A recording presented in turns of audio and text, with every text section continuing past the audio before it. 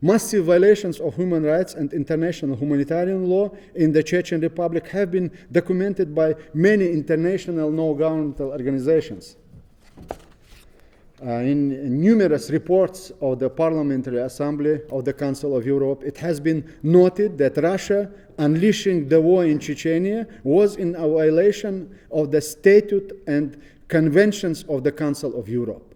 Russia has also violated Article 48 additional protocol to Geneva Conventions, Article 3 of the Fourth Geneva Conventions, and Article 7 of the International Criminal Court.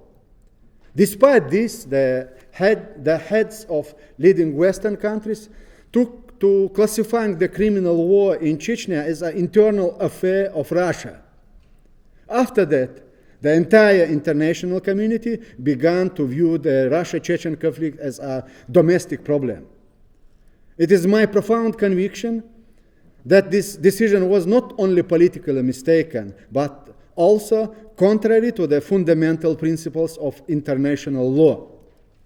The problem now is that, for precisely this reason, crimes committed against the civilian population in Chechnya remain unpunished, and this encourages Russia to commit further violations of human rights.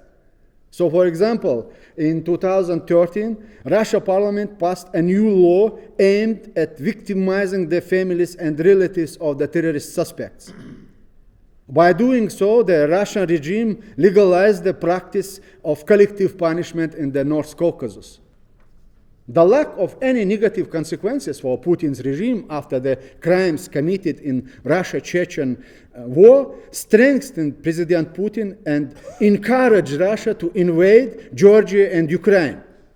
Today, Putin's Russia possesses, without exaggeration, a serious threat to the security of the entire international community. Today, Western leaders have answered this question, who is Mr. Putin? Maybe now someone will do something to recognize our government and to punish the Russian regime, what they have done in Chechnya and Russia also. We are commemorating in a sense here the 20th anniversary of the start of the Chechen War. The date is not exact, but the importance of marking the beginning of this war is very pronounced, because it had a profound effect on Russia, and it's had a profound effect on the world.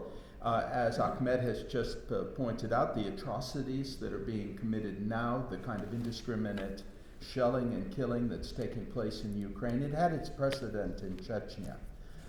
In 5 weeks in 1995, immediately after the invasion of Chechnya by Russian forces, the city of Grozny was carpet bombed with complete disregard for the fact that it was still an inhabited city. Нам удалось сохранить правопреемственность легитимных властей Чеченской Республики. К большому сожалению, признание или непризнание нашего правительства сегодня, это в большей степени зависит от того, насколько международное сообщество и международные институты, которые декларируют демократические ценности, готовы защищать свои же ценности, декларируемые ими. Потому что на сегодняшний день мы являемся легитимными структурами власти, потому что с 1996 года в Чечне не было проведены выборы. И до тех пор, пока снова не будут проведены в Чечне свободные демократические выборы, мы остаемся и являемся носителями и идеи, и этого флага, государственного символа. В 2000 году Совет Европы, Парламентская ассамблея Совета Европы приняла резолюции, обязывающие членов Совета Европы подать в Международный трибунал по военным преступлениям в Чечне на Россию. И сегодня любая страна, член Совета Европы, опираясь на эту резолюцию, может установить с нами какие-то отношения. И вот это будет самые страшные санкции для Путина и для его режима. Если сегодня легализуют на Западе правительство Чеченской Республики Ичкерия, которое способно будет призвать руководство России к ответу за те военные преступления, которые были совершены в Чечне.